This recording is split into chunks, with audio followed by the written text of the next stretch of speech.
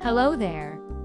I recently stumbled upon the idea of transforming a Windows 11-based operating system into one that resembles Windows 7. In other words, my goal was to disguise Windows 11 as Windows 7. Unfortunately, I couldn't avoid upgrading to Windows 11 for certain reasons, which I'll explain shortly. As I showcase the Windows 11 interface, which now closely resembles Windows 7, let me share why I embarked on this endeavor.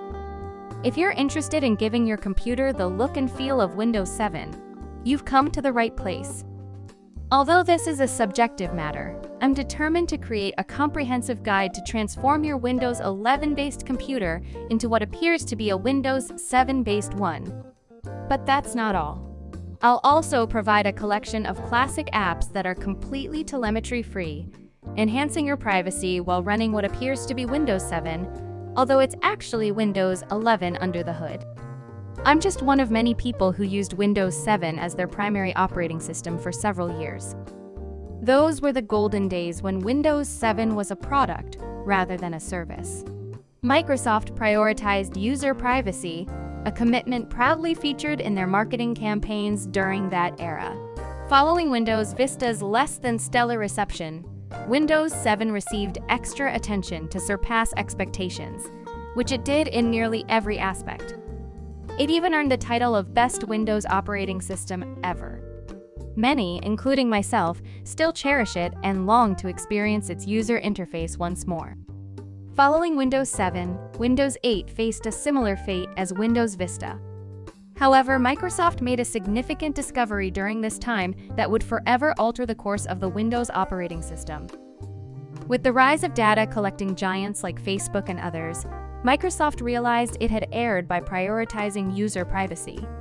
Enter Windows 10, a shift away from eye candy and UI enhancements toward a deluge of telemetry services designed to collect and send every keystroke and browsing history to Microsoft. This data was intended to serve their own profit-driven goals, following in the footsteps of other tech giants. Unsurprisingly, this approach was met with negative feedback from users. However, Microsoft was resolute in pursuing this new vision and didn't pay much heed to user sentiment. They went to great lengths to coerce a large number of users into transitioning to Windows 10. Some even reported returning to their unattended Windows 7 computers to find them magically upgraded to Windows 10, a move that didn't sit well with many. Despite Windows 7 reaching its end of support and growing concerns about security updates, I clung to it. However, when I upgraded to a 12th Gen Intel CPU, I faced the daunting task of figuring out how to install Windows 7 on my cutting-edge hardware. Despite coming close, the lack of driver support ultimately forced me to adopt Windows 10 or 11. After testing multiple builds of Windows 10 in both virtual and real environments, I found the Windows 10 LTSB edition appealing. However, it's now out of support, making it unwise for use as a primary OS in today's landscape. Finally, I made the decision to upgrade to the latest Windows 11. The 22H2 version updated until September 2023. Despite applying numerous tweaks, I still wasn't convinced it was an improvement over Windows 7. I realized that the only way to truly appreciate Windows 11 was to transform its cluttered interface into one reminiscent of Windows 7. This journey involved deep exploration, numerous misunderstandings, and some failures. But I eventually succeeded in recreating the Windows 7 experience on Windows 11. This means I can continue using what feels like Windows 7 for at least another decade. I've also implemented various other tweaks to enhance the privacy of this Windows 11-based operating system.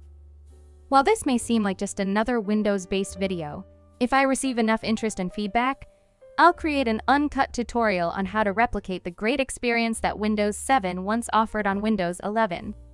To provide an overview of my plan, I'll package all the programs and tweaks, make them available for download, and then provide a step-by-step guide for each transformation.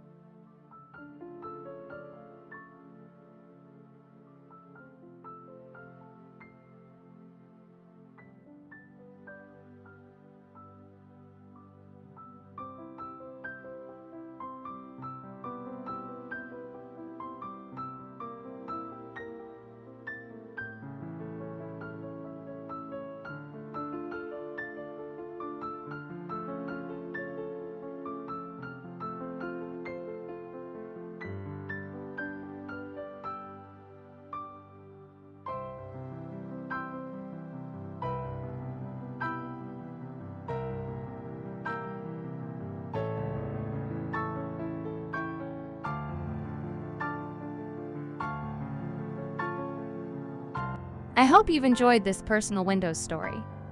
Hopefully, we'll connect again in the next video. Until then, take care and thank you for your interest. Bye for now.